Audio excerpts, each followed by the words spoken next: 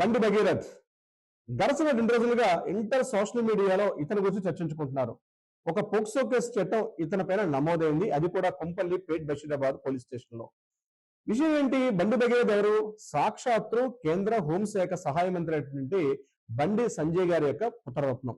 అందుకనే ఈ చర్చ అంతా కూడా నిజంగానే జరిగిందా జరగలేదా అనేక రకాల కోణాలు, అనేక రకాల డిస్కషన్స్, విభిన్నమైనటువంటి కథనాలు కూడా ఈ కంటెస్ట్ చుట్టూ కూడా తిరుగుతూ ఉన్నాయి. అంటే ముఖ్యంగా ప్రధానమంత్రి మోడీ గారు హైదరాబాద్ విజిట్ చేయడం, ముచ్చటగా 3వ సారి ప్రధానమంత్రి పీఠాన్ని అధిరోహించిన తర్వాత హైదరాబాద్ కి మొట్టమొదటిసారిగా వచ్చినటువంటి మోడీ గారికి ఏ రకంగా అయినా సరే ఈ వ్యక్తిని బండి సంజయ్ గారిని డిఫేమ్ చేయడం కోసం అని చెప్పి బండి భగీరథ్ గారి యొక్క కంటెంట్ ని వెలుగులో తీసుకొచ్చారా? ఇదేమైనా ప్రీ ప్లాన్ గా జరిగిందా? రాజకీయ పార్టీలు ఒక పావుగా కదుపుతున్నాయా? ఇదే విషయం పైన చర్చ జరుగుతూ ఉంది. అసలు వాస్తవం ఏంటి? అసలు ఈ పోక్సో చట్టం ఏంటి? పోక్సో చట్టం 2012లో ఉన్నటువంటి పోక్సో చట్టం ఒక మైనర్ బాలిక అమ్మాయిని గాని కాస్త చూసినా, ఆమెతో సహచర్యంగా ఉన్నా, ఆమెను టచ్ చేసినా, ఆమెను రమ్మని కాస్త కొంటిగా ఆమె సైగలు చేసిన పోక్సో చట్టం అనేది అమలవుతుంది అమ్మాయి మైనర్ బాలికగా ఉన్నట్లయితే.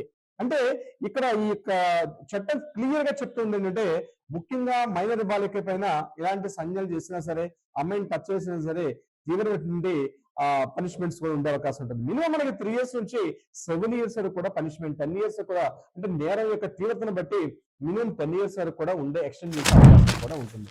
ఇదే విషయం పైన నా యొక్క కుమార్తెని ఈ బండి సంజయ్ యొక్క కుమారుడైనటువంటి బండి భగీరథ్ అత్యాచారం చేసే ప్రయత్నం చేశాడని, ఈ రకంగా చేశాడని చెప్పి ఎఫ్ఐఆర్ పెట్టినట్టుగా ఊహాగానం ఉన్నాయి. కానీ ఎఫ్ఐఆర్ కాపీ చూస్తే కొన్ని కీలకమైన విషయాలు, రేప్ అనే పదం ఎక్కడ కూడా స్పష్టం చేయలేదు. ఆ ఎఫ్ఐఆర్ నేను చూసిన తర్వాత కూడా నాకు అర్థమైంది. కానీ అంతకు ముందే ఈ అమ్మాయి పైన, అంటే ముఖ్యంగా హనీ ట్రాప్ నేను చేయబడ్డానని చెప్పి కరీంనగర్ 2 టౌన్ పోలీస్ స్టేషన్ లో ఈ అమ్మాయి పైన కూడా వాళ్ళు పెట్టడం జరిగింది. అంటే క్రిమినల్ ఇంటిమిడేషన్, క్రిమినల్ ఎక్స్టార్షన్ కింద ముఖ్యంగా హనీ ట్రాప్, నేను పేరున్న పలుకుబడిగా ఉన్నటువంటి వ్యక్తి అవడం వల్ల, అంతేకాకుండా 5 కోట్ల రూపాయలు, అక్షరాల 5 కోట్ల రూపాయలు డిమాండ్ చేశారంటూ కూడా, అంటే ఈ మైనర్ బాలికనగా చెప్పినటువంటి అమ్మాయి యొక్క తల్లి తను ఫోర్స్ చేసిందని చెప్పి, ఇవ్వకపోవడం వల్ల పోక్సో కేసు పెడతా అని చెప్పి బెదిరించారని చెప్పి 2 రకాల ఊహాగానాలు అవుతున్నాయి. కానీ ఈ యొక్క కంటెస్ట్ యాక్షన్ జరిగింది ఇక్కడ పేట్ బషీరాబాద్ బిఎస్ లో ఒక ఎఫ్ఐఆర్, అదేవిధంగా కరీంనగర్ 2 టౌన్ పోలీస్ స్టేషన్ లో కూడా మరొక ఎఫ్ఐఆర్ నమోదైంది. ఈ 2 రకాల విషయాల మధ్య రకరకాల క్వశ్చనర్స్ ఉంటున్నాయి. ఒకటి ఏంటి, ఇక్కడ అమ్మాయి పాయింట్ ఆఫ్ వ్యూలో మనం మాట్లాడదాం. ఇప్పుడు అమ్మాయి పాయింట్ ఆఫ్ వ్యూలో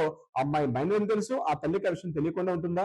కానీ వీళ్ళిద్దరూ కలిసి అరుణాచలం, తిరుపతి లాంటి క్షేత్రాలకు కూడా విజిట్ చేసిందిగా ఆ మహిళ చెప్తుంది, అంతేకాకుండా ఈ అబ్బాయి కూడా చెప్తుంది. దానికి కావాల్సిన ప్రూఫ్స్ కూడా మనకి మీడియాలో చక్కర్లు కొడుతున్నాయి. అటువంటి సందర్భంలో తన కూతురు మైనర్ అయినప్పుడు ఎవరో థర్డ్ పర్సన్ వచ్చి ఈ రకంగా చేయడం ఎంతవరకు కరెక్ట్? అది కరెక్టా కాదా? తల్లి కంట్రోల్ చేసిన పరిస్థితి లేదా? కాసేపు చట్టాల విషయం పక్కన పెడితే ఇది అవునా కాదా? అంటే ఆ అబ్బాయి చెప్తున్న హనీ ట్రాప్ విషయంలో ఈ డౌట్ ఉందా లేదా అనే విషయం కూడా తెలుస్తుంది. ఏదో ఫ్రెండ్స్ తో పరిచయం అంటారు. ఫ్రెండ్స్ పరిచయం అంటే హాల్లో కూర్చోవాలి, మాట్లాడుకోవాలి, అక్కడి వరకు ఓకే. అంతేగాని టూర్స్ తిరగడం ఇవన్నీ కూడా క్వశ్చన్స్ రేజ్ అవ్వట్లేదా?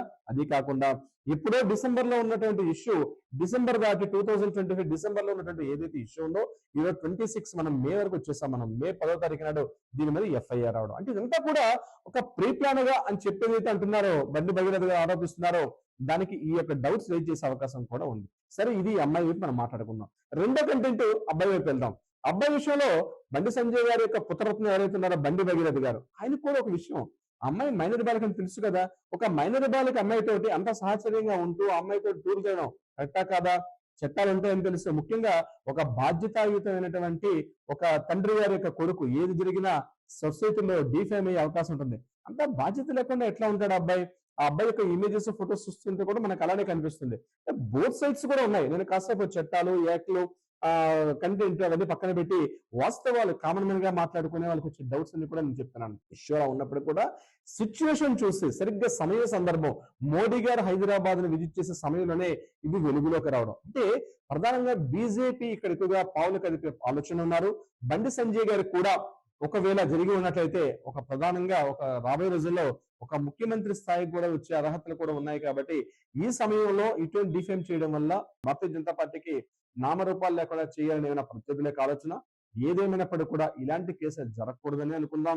ఇలాంటి కండిషన్లు జరగకూడదు. ఏదేమైనప్పటికీ కూడా ఒక మైనర్ బాలిక పైన ఈ రకంగా జరగడం చాలా అత్యంత దారుణం. బట్ ఏదేమైనప్పటికీ కూడా బి అలర్ట్ గా ఉండాల్సిన అవసరం, ముఖ్యంగా రాజకీయ నాయకుల యొక్క కుటుంబాలు, సొసైటీకి, ప్రపంచానికి మీరు ఏం చేస్తారో తెలియదు కానీ మీ పార్టీకి మీరు ఏం చేస్తారో పక్కన పెడితే, మీ కుటుంబాన్ని, మీ పిల్లల్ని మాత్రం కంట్రోల్లో పెట్టుకోవాల్సిన బాధ్యత ప్రతి ఒక్క నాయకుడి పైన కూడా ఉంటుంది. ఎందుకంటే మనం రెస్పాన్సిబుల్ పొజిషన్ లో ఉన్నాం.